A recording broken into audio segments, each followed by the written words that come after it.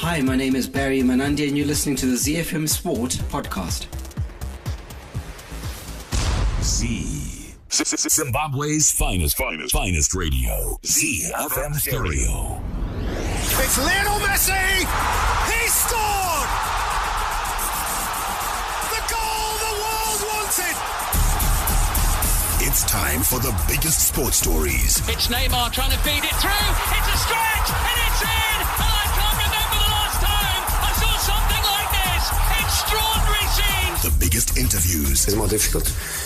Obviously, it's more difficult. And all the analysis right here. If they play poorly, they come back, they've got all the excuses. You can't have it both ways. Every weekday, it's my sport, it's your sport. It's ZiFM Sport. Let's join the team for the biggest show in the world of sport on ZiFM Stereo. My station, your station. My station, it is your station. It is ZiFM Sport on a Monday evening. We call it Manic Monday, and lots to look forward to after a great weekend of sport in the beautiful game. Manchester United receiving yet another reality check as Arsenal seize the initiative in the race for the top four with a victory that inflicted the first league defeat for Ole Gunnar Solskjaer's tenure. And then in our international weekend wrap, cricket takes centre stage as Australia were architects of a record-breaking run chase against India as the world champions underlined their growing confidence. But charity always begins at home. On the home front, Dynamos rewarded the optimism that has gripped the former champions in pre-season by beating Caps United in a friendly match at the National Sports Stadium yesterday. The team in the studio to deliver a crackerjack edition of ZiFM Sport are Mike Madoda, Alois Bunjira, Chris Gray is in the house, and of course our producer is Sean Tafire Nyika, making it all happen. My name is Barry Manandi. The Home Front. Local sports news and analysis.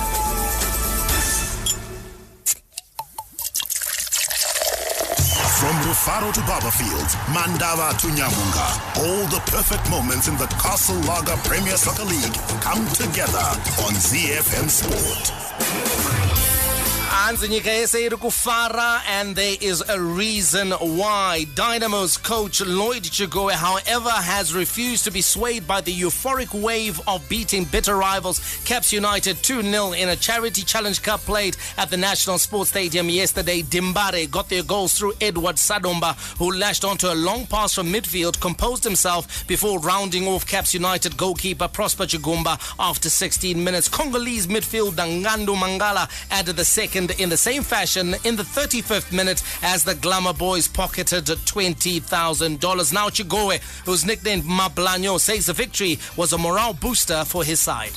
Well taken win, but we should not get carried away. The season is long. There are 38 games to be played. That's when we will assess the progress we are making in pre-season. Right now we're still building a team. We're trying to find the right combinations. Yes, good, we've had a positive start, especially in front of our crowd who are eager to see what is being done behind the scenes.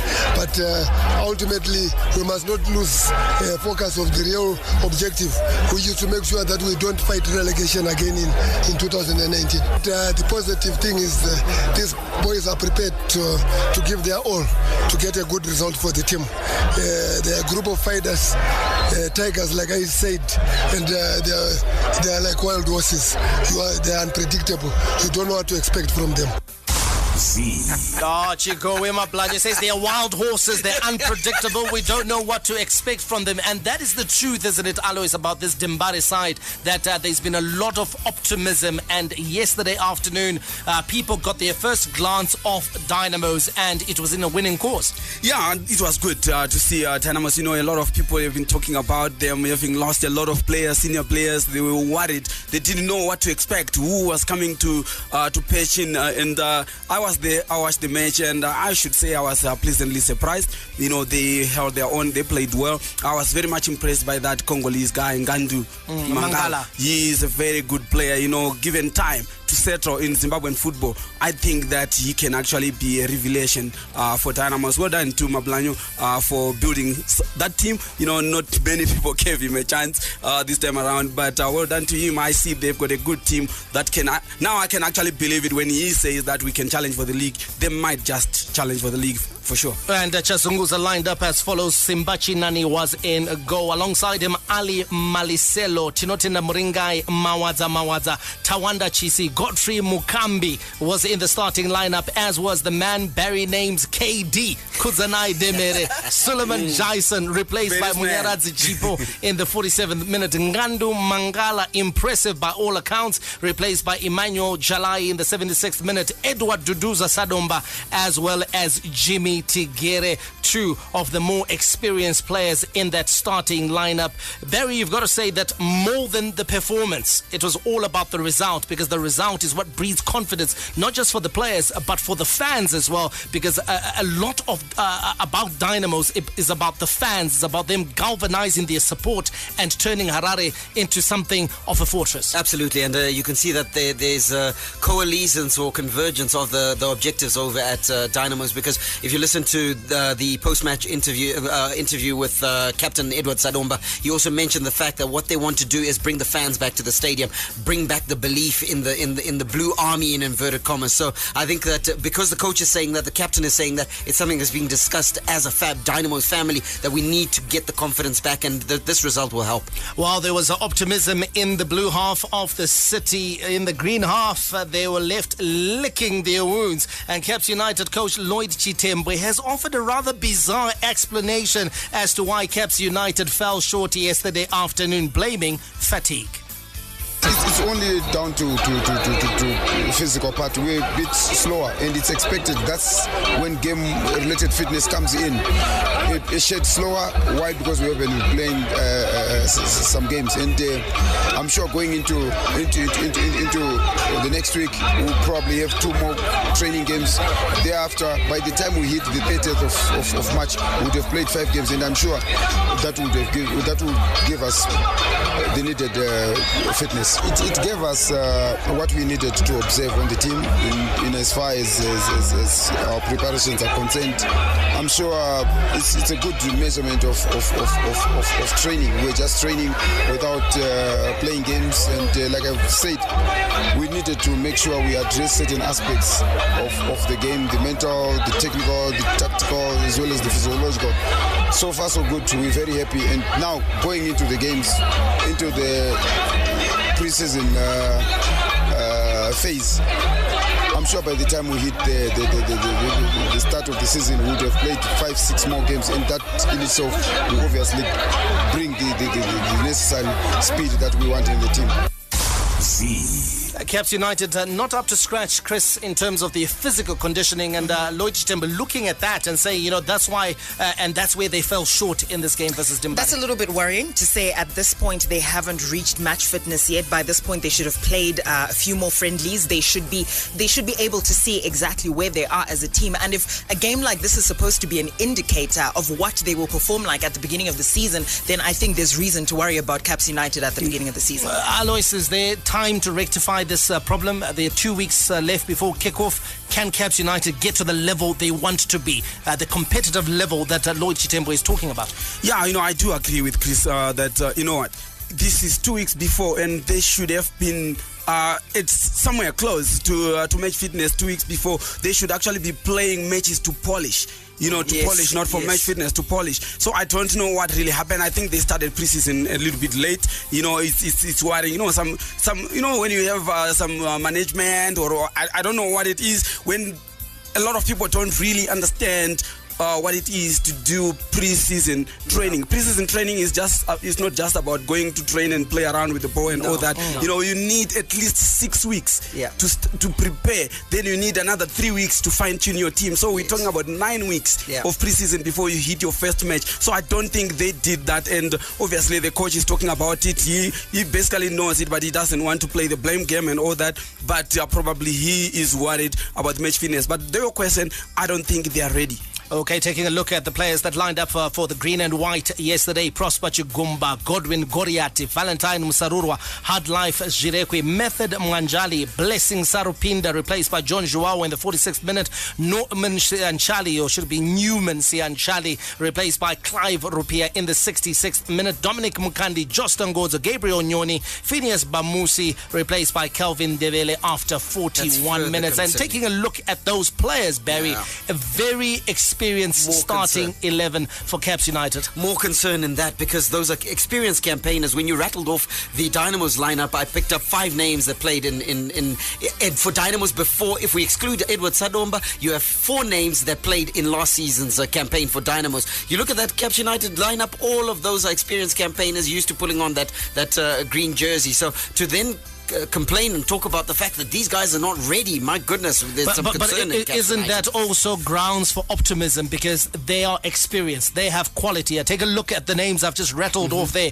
Those are good players, and that the season is not won now, neither is it 100%. Lost now. So Lloyd Chitembo will say, if I can get my horses, as it were, my chargers up to speed by the time we kick off the season. But a good start is important as well, and we always emphasize the fact that, and I don't think, if they're not ready now, the season hasn't started.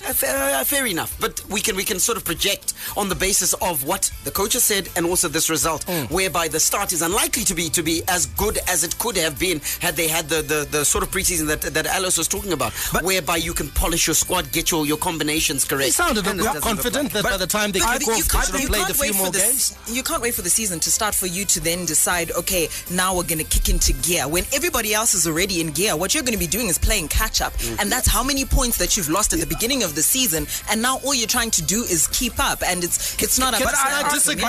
Before Alois, you come in, can I also disagree? I don't think Caps United's problem is kicking into gear. I think it's physical conditioning, because I take a look at these players. I think in terms of a playing style and how they're going to approach the matches, I'm sure Caps United is going to way they're going to do things. But the physical conditioning, my question is, are we saying that Caps United will not be ready before kickoff? Not exactly. You know, like we are saying, there isn't much Lloyd Chitembo is going to do in terms of tactical awareness and all those are tactical training, because he has got his experienced players who have played together. He already knows who is going to be playing where. Bamusi is not even new. He just came in. The only player that is new for me, especially going forward, is Gabriel Nyoni and Newman Sanjani. Yes, they're just going to slot in there, and they still have John Joao as well. He is still there. So I think he has got a team. All he needs is to physically condition his players, and I think that he will do that before the season kicks off. And then when you look at it, 2-3 games into the season, I think by that time they will have, maybe he might be slower than FC Platinum that have been playing in the Champions League years, but I think by the time they hit game 5-6, they will be up and running. They have a good team that can also challenge for the league. Never mind this result against Dynamos. 0731-168-045. Would love to hear from you, your thoughts on not just Makepe Kepe, but also on Dimbare. Can they challenge? There's a lot of optimism amongst the Dimbare faithful that they can do good things with the likes of Edward Duduza, Sadomba leading the line. A lot of experience there, but also a lot of inexperience in that starting 11. For Caps United, not up to peak physical condition. 2 weeks before kickoff, an area of concern for some, but they have plenty of experience. On Twitter and Facebook, interact with @ZFM Sport. And just a quick update, guys, out of Bulawayo, Chicken Inn dismantling Highlanders 4-0 at Barber Fields in a friendly match that was played there. Joey Antipas fielding 6 new signings in the starting lineup. Goalkeeper Donovan Bernard, right back Pakamani Dube, formerly of Dimbare, centre midfielder Sipon Glovo, attacking midfielder Valentine Kadonzo, winger Malvin Gaki, and striker Clive Augusto. Prince Dube captaining the Highlanders squad, made up of players from their development side, Boso 90, as well as a couple of first team players. And we're beginning to see, Barry, a situation where there could be a challenge that could come from Chicken Inn. Yeah, certainly. And we always said when they were assembling their squad that Joey Antipas seemed to know where his problems was. He plugged the holes that he needed to plug, and Chicken Inn want to look out for. Hi, my name is Lloyd Tembwe. You're listening to ZiFM Sports.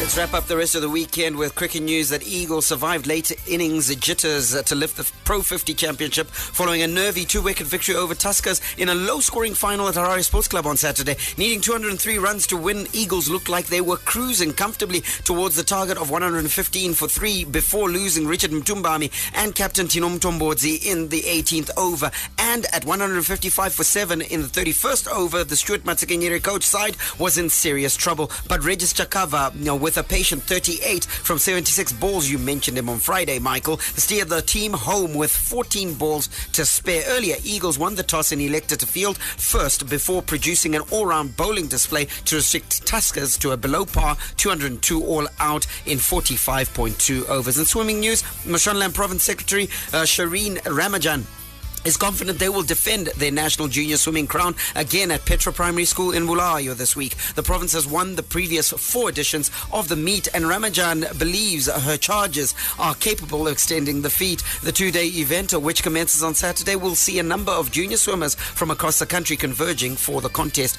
In football news, which is where we landed, FC Platinum coach Norman Mapeza has set his charges a target of reaching the quarterfinals of the 2019-2020 CAF Champions League after struggling to make an impact in their maiden appearance in the group stages of this season's edition of Africa's Premier Club Football Tournament. On Friday night, the reigning Zimbabwean champions finally rediscovered their goal-scoring formula but squandered a commanding 2-0 half-time lead to share the spoils with Orlando Pirates at a nervy 2-2 draw at Orlando Stadium in Soweto. The draw saw the South African Giants remain third in the group standings, while FC Platinum also remained bottom on the table. Qualcomm, the home of great food, celebrates its 75th birthday. As a thank you to all our customers, we have amazing price cuts on all your favorite products. Enjoy unbelievably reduced prices on our frozen boerewors, breakfast and ready-to-eat sausages. Celebrate 75 years of wholesome, tasty goodness. Available at all leading retail stores and Qualcomm shops nationwide. Qualcomm, 75 years of greatness. Here we go again. Enjoy world-class radio online. ZiFM Stereo is available on TuneIn. Search for ZiFM Stereo and you got it. From the front of the grid to the back of the net, it's ZiFM Sport. International Sports News Roundup, where the world comes out to play. The Profeeds Daily Sports Trivia sees us giving away a 4-plate Capri gas stove and oven this month. The draw will be on Friday, the 29th of March. So keep your hashtags coming in on our WhatsApp platform, and you could be the one lucky listener that we get to call back. International cricket is front and centre. Peter Hanscom, one of the architects of Australia's record-breaking run chase against India in the 4th one-day international, is confident that young Ashton Turner could replicate his big-hitting exploits in domestic cricket at the international stage. Turner smashed an unbeaten 84 of 43 balls as Australia chased down a mammoth target of 359 with 4 wickets in hand and 13 balls to spare to level the 5-match series 2-2. The Baggy Greens' previous best was a race to 334 against England in 2011 in Sydney. Let's hear from Peter Hanscom. We've seen Ash do this in the Big Bash before. We've seen him do it a couple of times now. But for him to come out on the world stage, second ODI, and to play an innings like that is phenomenal, and he'll take a lot of confidence going forward as well. I didn't know if I was ever going to play a one-dayer again, and it's funny how things change, but it was nice to get that opportunity in Australia and take it, and then to have faith from the selectors to keep me in, and it was nice to get it. It's definitely up there. To chase down 350, 360 against India in India. The boys are going to take so much confidence from that, not only going into the next game but going on to Pakistan and looking forward to the World Cup. I think this is a really big moment for us, and we're really enjoying it. 192-run second wicket partnership between Hanscom, who smashed 117 off 105 balls, and Usman Khawaja, who made 91, was key to take the series into the final one-day international in Delhi on Wednesday. Now, Indian opener Shikhar Dhawan says India are now focused on the deciding fifth one-day international. Yeah, I enjoyed my inning, and it was very satisfying to score a century. It's always satisfying, and sad that we lost the game. We had a good total on the board, but it's all right. We got another game coming up, so we would put this game aside and move ahead and keep the energies up for the next game. Barry, for India, it would be a bit of a psychological blow, because for you to post 359 on the board in your own conditions, and then to lose, and not just to lose, Australia got there comfortably in the end with 13 balls to spare. This will take getting over by India. Yeah, it knocks the stuffing out of you, and you can tell it from when Shikhar Dhawan speaks and says that they're looking towards the fifth one-day international. I think they were trying to put it into the back of their minds as quickly as possible, but it's not going to happen, because this sticks with you. It's a kick in the gut, because they had such a good start, which also probably made the Indians relax themselves as well, because 12 for 2, they'd have thought to themselves, okay, look, we've got Australia on the ropes here, but the way that Australia then bounced back and came back into the game and went on to win it so comfortably will concern them. Chris, have a lot of people bought into the media hype, including teams as well, that Australia were well past their best, because we saw them get into India. No one gave them a chance of winning the T20 series. They won it 2-0. They've now come into the one-day international series. A lot of people didn't give them a chance. It's 2-2 heading into the final game, and you've got to say that the pieces are falling in pleasant places for Australia. Absolutely, and just in time for the World Cup as well. So you guys were talking about how this is going to take a lot to get over for India, and I think this is a really big confidence boost for Australia, especially looking at the fact that they now have this not new exactly, but Ashley Turner, really, really good hitting coming from him as well. So it's a really big confidence boost for them as a team coming into the World Cup on the back of, like you said, the media saying, you know what, these guys not necessarily at their best, they're finished. Japera, you know what I mean? Pause, doesn't it? Especially pause. I'm sure he's tuned in right now. Yeah, he's listening. So I think for them it's a really big confidence boost, especially just in time for the World Cup. Absolutely. Of course, the World Cup is just, I think, 3 or 4 months away, and you've got to say Australia will actually be receiving 4 of their main line players in the next few months. Mitchell Starc will be back, Josh Hazelwood will be back to shore up the bowling, and then of course Steve Smith and David Warner will be making a return into that team. And that team, all of a sudden, from a team that was looking to just participate at the World Cup, it's a team that a lot of people are looking at and saying these are dark horses to actually defend their crown. Hi, my name's Ryan Cairns, Sunshine Tour professional golfer, and you're listening to ZiFM Sport. Around the world in 60 seconds. International sports news. We took off in Florida, where Francesco Molinari fired a sensational 8 under 64 to snatch a 2-shot victory in the Arnold Palmer Invitational at Bay Hill. The Open champion started the final day in a tie for 16th place, 5 shots off the lead, but he stormed through a field with a flawless round containing 8 birdies, which he later described as the best putting round of his career. In California, Serena Williams retired from her 3rd round match at Indian Wells while trailing Gabina Muguruza 6-3, 1 love. The 37-year-old won the first 3 games of the match, but called for the trainer after losing 6 in succession to the Spaniard. She took to the court for the second set, but retired after world number 20 Muguruza held in the opening games. Williams was seeded 10th in her first tournament since a quarterfinal exit at the Australian Open. Touching down in Edinburgh, Wales took a step closer to the Grand Slam with a narrow 18-11 win over Scotland at Murrayfield. England kept their title ambitions alive with a comprehensive 57-14 victory over Italy at Twickenham. Ireland produced a dominant display with a crucial bonus point 26 against 14 win over France. And here are your Super Rugby results. The Bulls with a 37-14 win over the Sharks. The Lions won against the Jaguares of 14-39. The Reds going down to the Waratahs 28-17. The Blues with a 28-20 win over the Sunwolves. The Crusaders also with a win of 57 against the Chiefs, putting up 28. Rebels 29 against 26 for the Brumbies. Hurricanes 25 22 against the Highlanders. ZiFM Stereo is untouchable.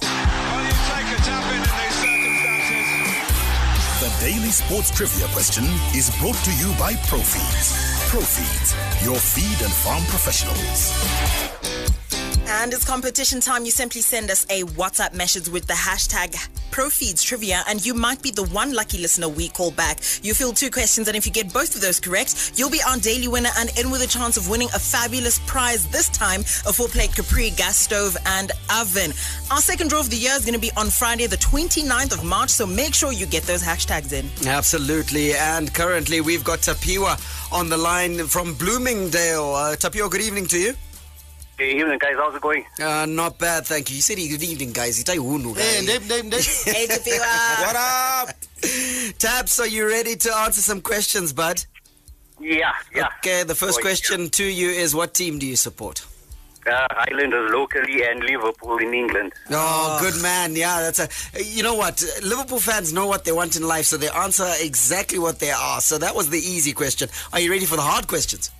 Yeah, I guess so, yeah. Okay, bud, let's go. The first one, obviously local. Which Dynamos striker is nicknamed Duduza? Edward Sadomba. Good man. Ooh, Top confidence. man. I like your style and I like your work, buddy. All right, let's go for the second one. International now. Cricket, it's coming out of. And which team is the most successful in Cricket World Cup history with 5 titles? Australia. I like your work. Confidence. Clean as a whistle, buddy. Well done, Tapiwa. So, yeah. So guys are. You said you support Highlanders locally. Islanders locally. Yeah. What do you think? Are you reading anything to this result you got over the weekend against Chickenham? Yeah, not really, no. But yeah, pre-season indicates something, so we need to do some work, eh? Yeah. Well, look, they fielded a Bosso 90 squad, so I suppose you can draw some parallels from there. Hello, sorry, the line's a bit faint. Yeah, they fielded a second string side, so that's okay. All right, mate. All the best for the season, eh? Okay, keep up the good work, guys. Thanks, bud. Thank you. Right. Cheers. Bye. Bit of encouragement at the end. The Daily Sports Trivia question was brought to you by Profeeds. Profeeds, the performance feed. Alcohol may be hazardous to health if consumed to excess. The operation of machinery or driving after the consumption of alcohol is not advisable. Not for sale to persons under the age of 18 years. Castle Lager is more than just beer. It's pure liquid gold, crafted from the finest local ingredients to deliver a taste that is somewhat dry, somewhat bitter, but never sweet. It's the taste that stood the test of time. It all comes together with a castle. The big leagues, the big teams, the big players. The beautiful game on ZiFM Sport. All the rivalry. The captain likes the touch paper. It is blue touch paper. Always him on Derby Day. All the stars. Absolutely brilliant again from Mo Salah. The twinkling feet, the ice-cold finish, the Egyptian on fire. And all the game-changing moments. Aguero! All the updates from the Premier League on ZiFM Sport. This is the league we want to watch. Now, Aaron Ramsey believes Arsenal still have work to do under Unai Emery, even after his side beat Manchester United 2-0 to move back into the top 4. Goals from Granit Xhaka and a penalty from Pierre-Emerick Aubameyang were enough for Arsenal to inflict a first domestic defeat on United manager Ole Gunnar Solskjaer as they picked up their 9th successive home win. The result means Arsenal climbed back above United and into the top 4 and are now just 1 point behind Tottenham in third, having been 10 points adrift 16 days ago. Ramsey, nonetheless, is calling for caution.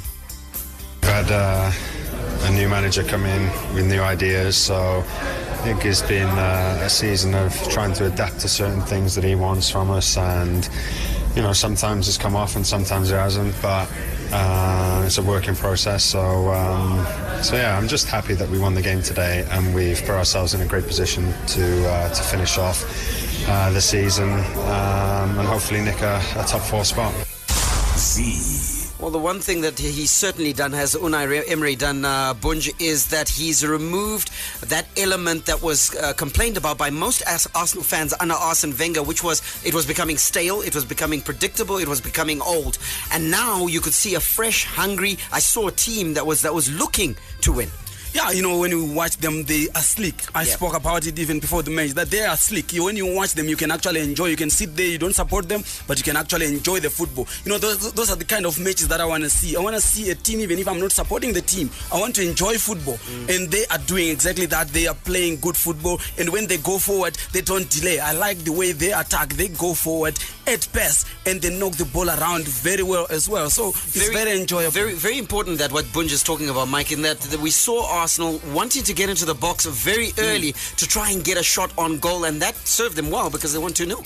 Yeah, absolutely. They were attacking, and I think we've also missed the story that is Arsenal over the last 2 months. Yeah. You know, a lot has been said about Manchester United, For sure. but you mentioned something very telling there, that they were 10 points behind Spurs. Yeah. They have clawed within 1 point, and it means that they've also made ground on Manchester United, who have been red hot in the league. Yeah. But we haven't been talking about the Arsenal story, because Arsenal has actually been in better form than United in terms of the points that they've picked up over the last 2 months. So it's credit to Unai Emery and the work that he's doing at Arsenal. You know, it doesn't look glamorous, it doesn't look glorious because he's not up there challenging for the title. But in terms of just turning the ship around from the direction it was moving under Wenger to the direction it's moving now, that's a positive for Arsenal. Chris, has that perhaps helped them in the sense that they've managed to get on with their business under the radar, get the results that they need, and now they're a point behind Tottenham, and third position is a realistic target for them? Absolutely. I think without the glare of the media and everyone else focusing on the more glitzy story of Manchester United, you kind of get the players to focus on exactly what that is delivering the result and not necessarily focusing on what's being said, because that's what you have at Manchester United. It's sort of the lights and the media coming Ole. Ole. Indeed, and United was in a good football match yesterday against Arsenal. They hit the woodwork twice at the Emirates, but paid the price for failing to take their chances with their first league defeat of Solskjaer's interim tenure. Ole Gunnar Solskjaer believes the top four battle will go down to the wire after Arsenal beat his team to seize the initiative in the race for Champions League qualification. Let's hear from the manager. We started slow, maybe a backlash from Wednesday night. Well, we created chances. That's the thing. When they get the first goal, that's a different game. And we created so many more chances today compared to, for example, when we beat them in the cup. So we played a better game today than back then. But that doesn't help when the result is like it is. Bunj, they missed chances, did United, but I think that the real story, perhaps the place we can start, is the issue that Ole Gunnar Solskjaer raised right at the beginning of that interview, which is managing the emotional temperature coming down from that Champions League high. It was always going to be important for him to manage that temperature and make sure that the players were able to focus on the game. Perhaps he didn't do as good a job as he would have liked in getting the team back down to earth to focus on this match. Yeah, that's one of the qualities of a good coach as well, you know, to manage emotions. You know, when you're coming from that, it's not just about playing on the field of play, the tactical and technical aspect of the game. You also need to manage players, and you also need to know which players to manage which way. Right. You know, players are different. Some players celebrate differently. You know, when I look at Martial is the kind of person who, after a win, he can actually sit in a corner and be quiet without talking to anybody. Right. Then you have got Pogba, who is gonna blow a trumpet and all that. So so you need to know your kind of players, and when you deal with them differently, then you need to bring them as a team together. So I think he didn't do that very well. But also hats off to the goalkeeper, Arsenal goalkeeper. I think he kept them in the game. You know, he made telling saves, and I thought that especially the one that he took from Lukaku's feet, I think that was brilliant. Absolutely. And Chris, to be fair on United, there are three results you can get: win, lose, or draw.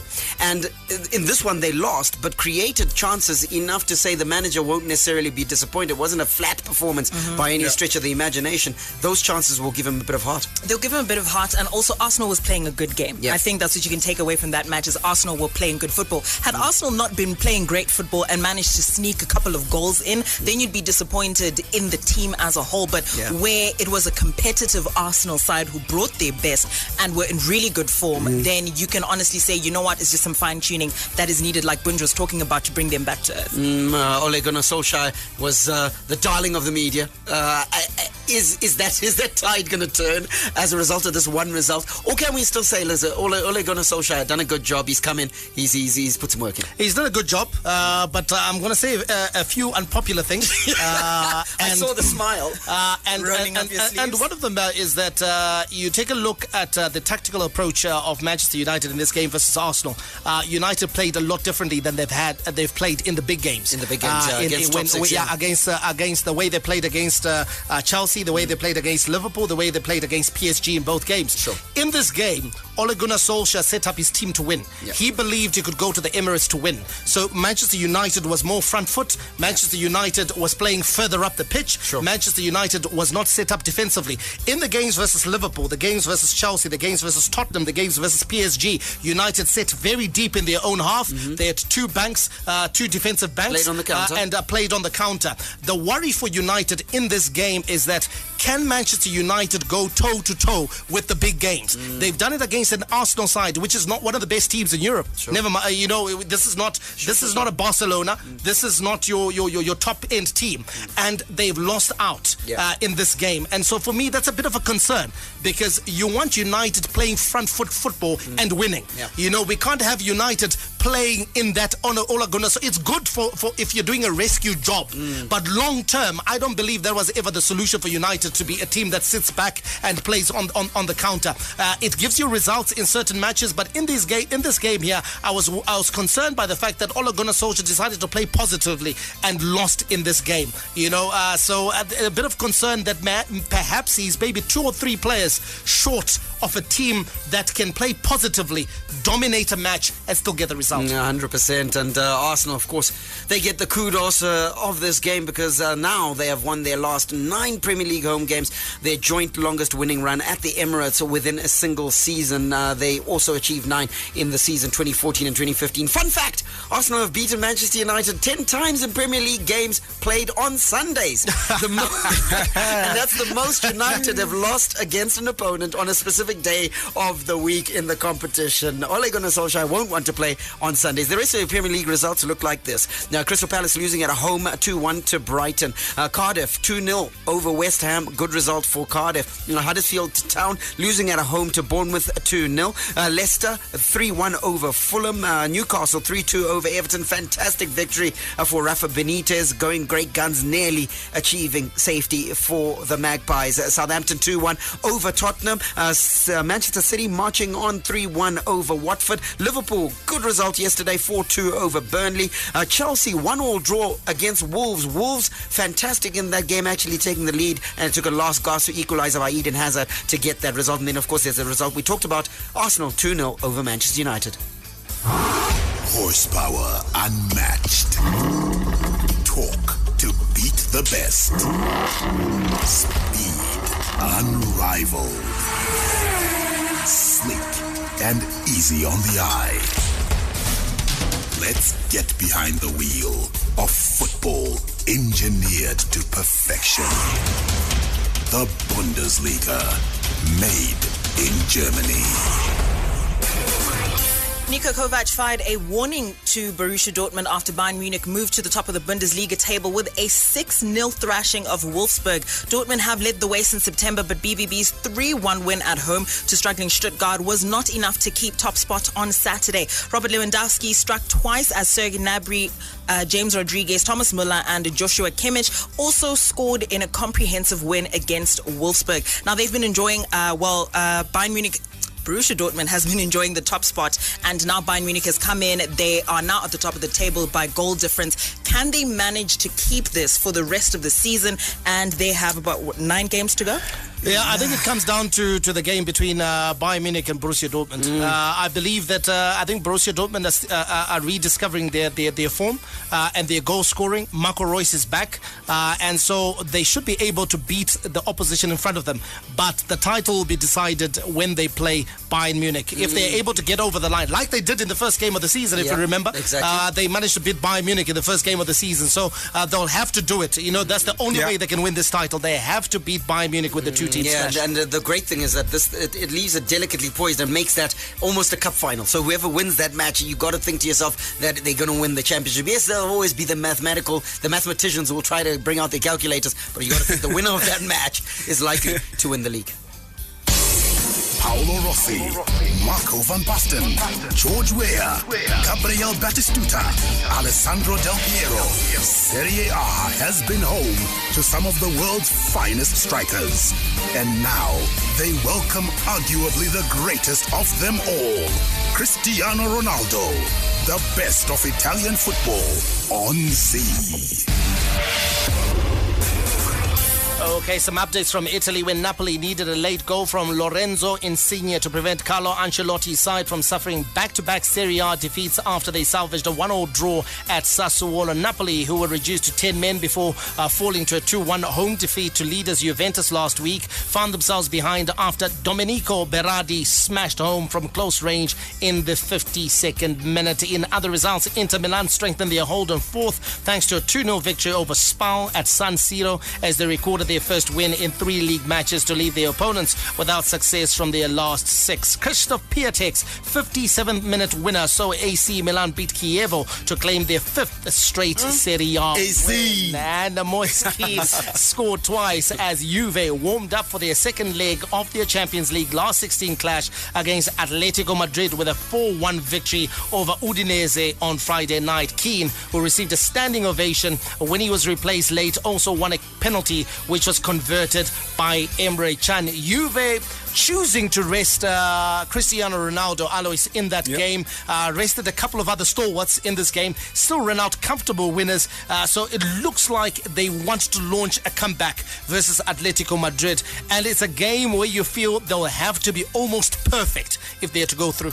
Yeah, of course, they know their weapons and they know that they want them fresh, because I'm telling you now, it's a do or die for them, and they are going to throw everything that they've got into that match. They brought Cristiano Ronaldo for the Champions League, not for the Scudetto. They want to win the Champions League, so they are going to be all out. You know, let's expect a swashbuckling attacking football. Should I borrow your word? Say it, please say it. Which one is that one? Okay. Crackerjack. Yeah. That's what we're gonna see.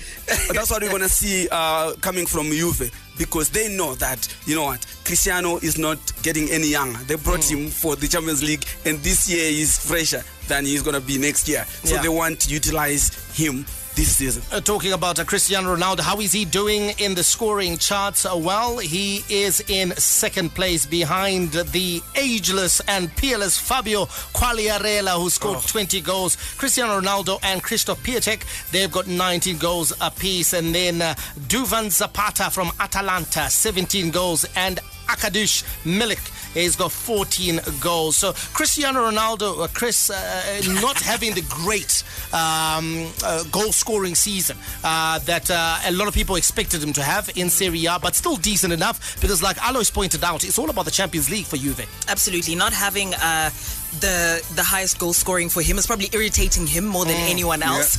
Could be a motivator. It could be a motivator, but at the same time, I think we're seeing Cristiano Ronaldo the man and not Cristiano Ronaldo the football god that he's been for the longest time. There's action tonight, and it's in the capital, the Eternal City. Roma takes on Empoli. The league that makes football oh so beautiful, where artistry and strokes of genius are the order of any day, where the game is played with a smile and the little master creates his magic. It's Lionel Messi! All the news from the Spanish La Liga on ZiFM Sport. The goal the world wanted! Real Madrid put an end to a turbulent 2 weeks as Karim Benzema netted twice in a 4-1 win against Real Valladolid last night. Real boss Santi Solari came into the match under intense pressure after a horror run of results, including 2 losses to Barcelona and the Champions League flame out against Ajax at the Bernabeu. And the result leaves Real in third place on 51 points, 12 behind leaders Barcelona and 5 behind second place Atletico Madrid. This will take a bit of pressure off Santi Solari, Mike, but very, very quickly, we've seen Karim Benzema come into his own since taking that armband. Yeah, but he's looked like he's wanted it. Yeah, still not convinced because his numbers are not up where they should be. Yeah. I believe that, he's never going to outscore Messi, but I believe he should be at least around the 20-goal mark at a team like Real Madrid. Sure. He should be battling Luis Suarez for that second spot amongst the goal scorers. As it is right now, he's got a pretty average return for someone who's leading the line at Real Madrid. So the return that he had, even when Cristiano was still there, so he hasn't improved. So that report card from the team in the studio is can do better. In other news, Lionel Messi scored a penalty and set up another goal as Barcelona came back to beat Rayo Vallecano 3-1 and stay firmly in control of La Liga, and Atletico Madrid beat Leganes 1-0. The beating drum. The roaring fans. Take a ride on the wild side with the Africa Report on ZiFM Sport. Your CAF Champions League results from over the weekend in Group A. Vita Club beat Al Ahly 1-0. ASEC Mimosas too good for Huidad Athletic Club 2-0. In Group B, Esperance beat Horoya 2-0. Orlando Pirates and FC Platinum in a thrilling 4-goal thriller there. 2 apiece. It ended in Group C. Constantine lost at home to Club African, and Ismaili and TP Mazembe played out a 1-0 draw. Group D saw Saura beat Simba 2-0, was Mamelodi Sundowns Caboyelo too good for Lobby Stars 3-0 at the Lucas Masterpieces Moripe Stadium. A stadium you know very well, Alois Munjira, having played there for a long time. But 2 teams so far have bagged their places in the quarterfinals. That is Mamelodi Sundowns and Esperance de Tunis. And you've got to say that Sundowns now have really asserted themselves as a powerhouse in African football. Yeah, of course, Mike. Whenever we talk about Champions League football in the past five seasons, I think Sundowns' name pops up first because they have been in the final. They have won it once. They have been in the final twice. So I think that it's actually bodes well for South African football as well. But Sundowns, indeed, they are actually the team to beat right now. They're actually one of the favorites to win this tournament because they do play well, and when they win convincingly. Indeed, convincingly they do. Hopefully we've convinced you. We know a little bit about sport. We'll catch you tomorrow. May God richly bless you. That's my story, and I'm sticking to it. Manandi, out. Be sure to catch ZiFM Sport every weekday on ZiFM Stereo. My station, your station.